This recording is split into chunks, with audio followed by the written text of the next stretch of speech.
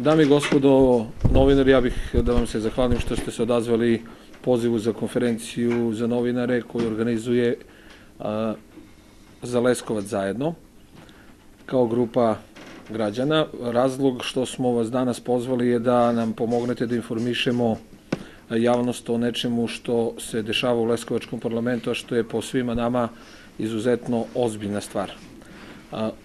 Stvar je u toj meri ozbiljna da će verovatno dovesti do ozbiljne krize u funkcionisanju Leskovačkog parlamenta ukoliko se ne dozovemo zdravoj pameti i ne uradimo stvari na neki ozbiljniji i pametniji način.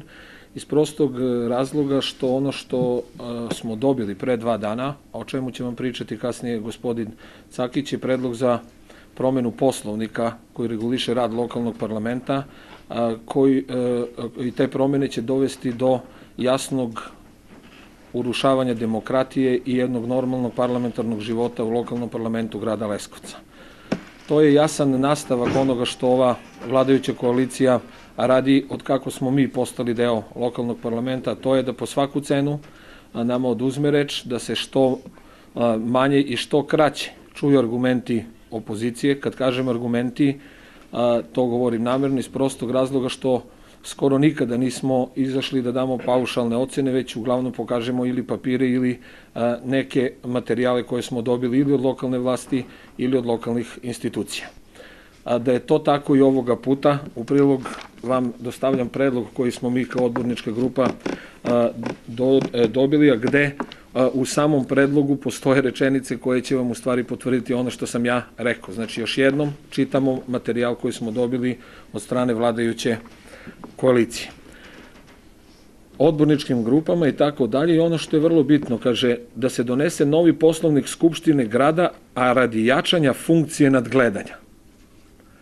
Znači, novi poslovnik treba da dovede do promjena da bi ojačali funkciju nadgledanja rada odbornika.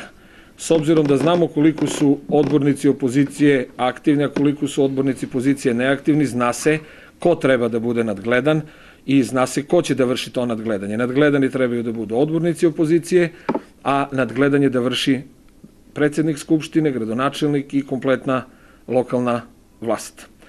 Da bi dalje rekli, kaže, i transparentnosti lokalne skupštine u cilju poboljšanja svoje predstavničke i nadzorne funkcije.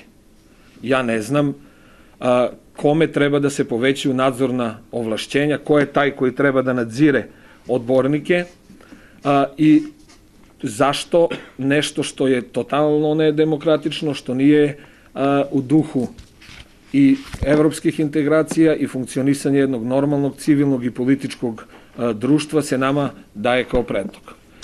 Stoga pozivam vladajuću koaliciju da ovaj predlog uvedu u proceduru na jedan normalan način, jer izmena poslovnika reguliše rad u lokalnom parlamentu. A nešto što ćemo ostaviti našim pokolenjima i nešto što će sve nas žigosati na način da ili smo bili deo odborničke grupe i deo odborničkog saziva koji je poboljšao rad parlamenta u smislu da se jače čuje slobodna reč, da imamo pravo na demokratsko, slobodno, normalno izražavanje, da iznosimo stavove koje smo kandidovali na izborima, a ne da nas neko u tome sputava, ili ćemo biti skarifikovani na način da smo bili deo odborničkog saziva gde smo dopustili da bez ikakvog glasa se uvede jedan autoritarizam i da se ograniči rad odbornika u budućnosti. Da zlo bude veće, nešto što ćemo uraditi sada, tako reći pred kraj mandata ovog odborničkog saziva, jer će izbora biti za godinu dana, nije bitno, to je već kraj mandata, će trajno oštetiti funkcionisanje i rad lokalnog parlamenta u budućnosti. Stoga vas molim da pomognete da zajedno obavestimo javnost o svemu ovome, da ljudi znaju šta se trenutno događa i da će to imati jasne i dugoročne posledice na funkcionisanje parlamenta i na samu demokratiju u Leskovcu. Gospodin Cakić će vam reći na šta su naše jasne primedbe, a ja ću da završim na način što pozivam da vladajuća koalicija povuče ovaj predlog, da stavi ili sazove radnu sednicu na kojoj bi svi odbornici izneli svoja mišljenja, da li predloge za bolje funkcionisanje i za ispravku poslovnika na način da bolje funkcioniše i sam parlament i opozicija, gde je parlament mesto da se mi čujemo. Da te konsultacije budu ozbiljne, da u njima učestvuju ne samo odbornici, da učestvuju i građani, da učestvuju i javni radnici, da učestvuju i pravnici i da imamo jednu ozbiljnu debatu, jer ovo nije pitanje vlasti i opozicije. Ovo je pitanje demokratičnosti i funkcionisanja lokalnog parlamenta u Leskovcu, koja će izmenom poslovnika ostati ozbiljno ugroženo u budućnosti. Ostavit ćemo veliki teret generacijama koji će doći posle nas i biti odbornici u Skupštini. Izvolite, gospodine Cakiću. Dobar dan. Dobar dan i u moje ime. Dakle, ja ću ovo izlaganje početi jednom konstatacijom da je ovaj poslovnik nezakonit i nestatutaran. Neću govoriti o svakom delu pojedinačno, prosto razloga što je takvih delova mnogo.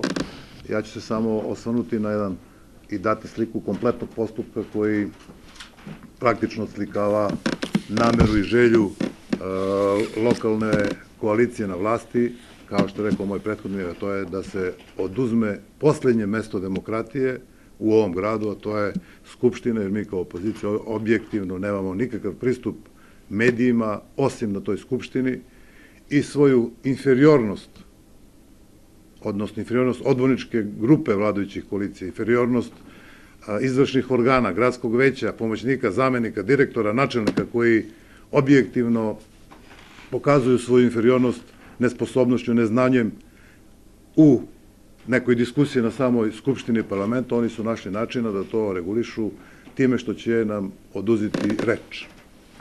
Dakle, sam postupak je sproveden tako da je ovlašćen odbor za normativna akta, inače koji sačinjavaju 5 odbornika i 2 lica sa strane, pri čemu ta 5 odbornika u dosadašnjoj Skupštini, u dosadašnjem radu Skupštine za 2,5 godine, ni jedan put nisu izašli za govornicu, koji po svojoj stručnoj sposobnosti su, ja mislim da je predsjednik komisije recimo profesor muzike ili likovnog i tako dalje, i tako dalje. To su lica koje su po znacima navoda formirali novi predlog poslovnika, što apsolutno znači da oni to niti su radili, nego im je neko doneo, stavio i oni su to samo potpisali.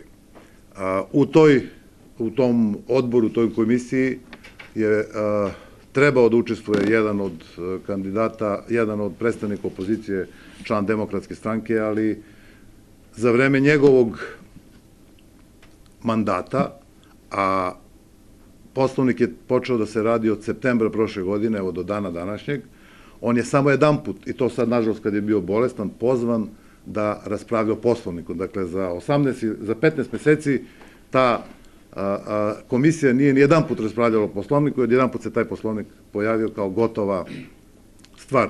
Takođe, nam je dat rok do sutra u 12 sati da damo primedbe i mišljenje na poslovnik, koji nam je inače putem naših tehničkih sekretara dati juče. Ako svi znamo da je, kao što bi rekli u Srba, slava Sveti Nikola kad pola slavija polide na slavu, mi smo praktično od jutru sam ja uzeo ove papir u ruke, ja do sutra u 12 treba da dam mišljenje i da pokušam da popravim sve ono što su oni ciljno i namerno pokvarili. To jednostavno nije moguće, a to opet je urađeno sve tako da upravo ne bi imali vremena da se o tome izjašnjavamo. Neću ići, da kažem, u detalje, jer i ja nisam siguran, nisam uspeo da sve to temeljno pogledam, ali ono što je njihov interes glavni, to ću vam kazati šta je u stvari poenta ove priče. Poenta ove priče se nalazi u članu, ovu 3 člana od 111 do 113 novog poslovnika, gde se odbornicima smanjuje vreme govora sa 5 minuta na 3 minuta, odnosno pravi se sasvim drugačija organizacija rada Skupštinskog parlamenta. Konstatuje se da je za svaku tačku dnevnog reda ukupno dozvoljena rasprava 4 sata i kad se tih 4 sata rasporedi na svakog odbornika, na 70 odbornika, ispada da svaki odbornik ima pravo da govori 3 minuta, što je, dakle, odmah u startu manje nego što je do sada bilo. Predsednik odborničke grupe postoji samo kao pojam, ne postoji nikakva razlika u odnosu na druge odbornike, a da vas podsjetim da je u dosadašnjem toku Skupštine po Poslovniku praktično predsednik odborničke grupe imao ista prava kao gradonačelnik. Dakle, na jednoj strani imamo da se smanjuje mogućnost govora opoziciji. Naša odbornička grupa sa 6 odbornika bi znači ukupno imala vreme 18 minuta ili svaki odbornik 3 minuta. Za razliku od odbornika, da vas podsjetim, kao što kaže zakon, Skupštinu čine odbornici. Dakle, Poslovnik služi da se reguliše rad odbornika, a ja sam vam rekao da, znači, praktično mi kao odbornici imamo 3 minuta, ali pod uslovom da neki drugi koji imaju prioritet i u vremenu, prioritet i da prvi govore. Dakle, u članu 112 je regulisano da pre svih nas imaju pravo da govore predlagač, ovlašćeni predstavnik 20 minuta, gradonačelnik, zamenik gradonačelnika, takođe po 20 minuta, svaki član gradskog veća 10 minuta, svaki načelnik gradske uprave 10 minuta, dakle svaki član veća vredi više od 3 odbornika, zamenik gradonačelnika vredi više od 7 odbornika, pa dalje imate još neka lica koji imaju po 5, otprilike kad svedete, lica, izvršna vlast koju Skupština bira, ima mogućnost da govori od 4 sata, 3 sata, 175 minuta, ostali odbornici, svi mi zajedno, praktično nam ostaje 55 ili 65 minuta. Ako predsednik Skupštine vodi Skupštinu i da reč, recimo 10 odbornika ili 15 koliko je matematički odbornicima vladajuće koalicije, mi kao opozicija prosto ćemo po statutu, po Poslovniku koji su oni predložili, praktično nećemo imati mogućnost da kažemo ni jednu jedinu reč o bilo čemu. Daje vam još jednu mogućnost kako nam, osim znači što ćemo imati sigurno manje vremena, da ne ulazimo u detalje, daje vam još jednu mogućnost kako opozicija može da ne dobije apsolutno pravo da kaže bilo šta po nekoj tački dnevnog reda. Recimo, postoji sada regulisanje da vladajuća koalicija ili ti većina može da spoji više tačaka dnevnog reda. Da vas podsjetim da u ovom trenutku se uvek spajaju tačke dnevnog reda, imenovanje i razrešenje, i to obično biva po 30, 40, 50 tačaka. Dešavalo se prošle godine, smo napustili Skupštinu onog trenutka kad su doneli odluku da spoje, ja mislim, 10 ili 15 tačaka gde su izveštaji u radu, planovi rada svih javnih preduzeća. Sad, znači, oni mogu da spoje raspravu po 3, po 13, po 20 tačaka, a znamo da su to radili, i kada spoje te tačke dnevnog reda, uz sve ovo što sam malo pre rekao, ispada da mi kao odbornici nećemo imati vremena da pročitamo tačke dnevnog reda koje su oni spojili, a kamoli da diskutujemo o bilo čemu. Dakle, osnovni cilj, jedini cilj, jedina namera Poslovnika jeste da se spreči, da se čuje istina, i ovo jedno retko mesto na kome možemo kao opozicijni odbornici, kao zastupnici građana, da kažemo nešto što je različitije od onoga što želi vladajuća koalicija, se ima nameru da ukine. I samo bih rekao još da se uvodi, recimo, takođe neravnopravnost. Ova navedena lica kao gradonačelnik, svi imaju pravo da koriste govornicu. Mi kao odbornici nemamo pravo da koristimo govornicu, moramo da sedimo u klupama. Ili recimo, ne znam šta sam još teo da vam kažem, recimo, imate nezakonitost. Klasičnu, ja vam čitam, evo, član, znači ja sad, kao što obično znate da na svakoj sednici Skupštini bord pravnika koji nešto donose, kojim ja uglavnom pokažem kako ne znaju ili ne žele da znaju, član 144 u jednom članu kaže: moguće je isključiti javnost u slučaju bezbednosti i odbrane zemlje i u drugim slučajevima predviđenim zakonom. Sledeći stav kaže: o tome se glasa bez pretresa.